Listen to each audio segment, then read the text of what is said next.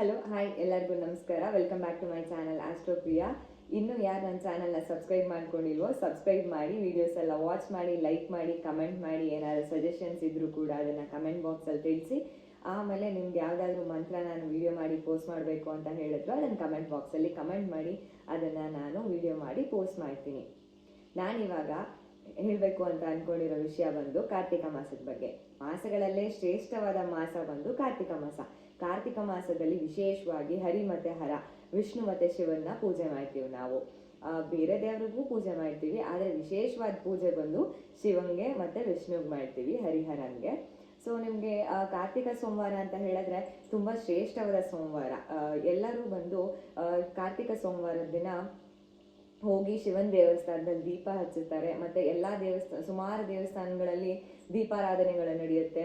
ನಾವು ಮನೇಲೂ ಕೂಡ 365 ಬತ್ತಿ ಇರುವಂತ ದೀಪನ ಹಚ್ಚಿ ಶಿವನ್ಗೆ ಪೂಜೆ ಮಾಡ್ಬೋದು. ಮತ್ತೆ ಎಲ್ಲರೂ ಸೂರ್ಯ ಉದಯ ಆಗಕ್ ಮುಂಚೆ, ಆಮೇಲೆ ಸೂರ್ಯ ಉದಯ ಆದ್ಮೇಲೆ ದೀಪನ ಮನೆಯಲ್ಲಿ ಹಚ್ಚಿರ್ತಾರೆ. ಅಂದ್ರೆ ದಿನ ಇಡೀ ಕೂಡ ದೀಪನ ಬೆಳಗ್ತಾರೆ.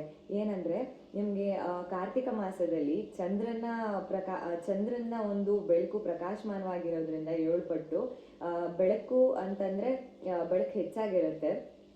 ಯಾಕಂದ್ರೆ ಚಂದ್ರಂಗೂ ಕೂಡ ಈ ಕಾರ್ತಿಕ ಮಾಸ ಅಂತ ಹೇಳಿದ್ರೆ ತುಂಬಾ ವಿಶೇಷವಾದ ಮಾಸ ಅಂತ ಹೇಳಿದ್ರೆ ಕಾರ್ತಿಕ ಸೋಮವಾರ.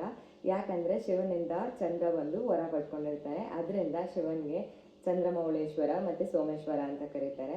ಮತ್ತೆ ಚಂದ್ರನ್ನ ಯಾವಾಗ್ಲೂ ಶಿವ ತನ್ನ ಜೊತೆಯಲ್ಲಿ ಹಿಡಿದಿಟ್ಕೊಂಡಿರ್ತಾನೆ. ಹಿಂದಿನ ಕಾಲದಲ್ಲಿ ಒಂದು ಪೌರಾಣಿಕ ಕಥೆ ಕೂಡ ಇದೆ. ಚಂದ್ರನ್ಗೆ 27 ಜನ ಹೆಂಡತಿರಿರ್ತಾರೆ ದಕ್ಷ ಪ್ರದೇಶದವರು. ಅಲ್ಲಿ ದಕ್ಷ ಮಹಾರಾಜ ಬಂದು ಚಂದ್ರನ ಹೆಂಡತಿದಿರಿಗೆ ಕೆಲವು ಹೆಂಡತಿರಿಗೆ ಪ್ರೀತಿ, ಕೆಲವು ಹೆಂಡತಿರಿಗೆ ಮತ್ಸರ ತೋರ್ಸೋದನ್ನ ನೋಡಿ ಶಾಪ ಕೊಟ್ಟಿರ್ತಾನೆ.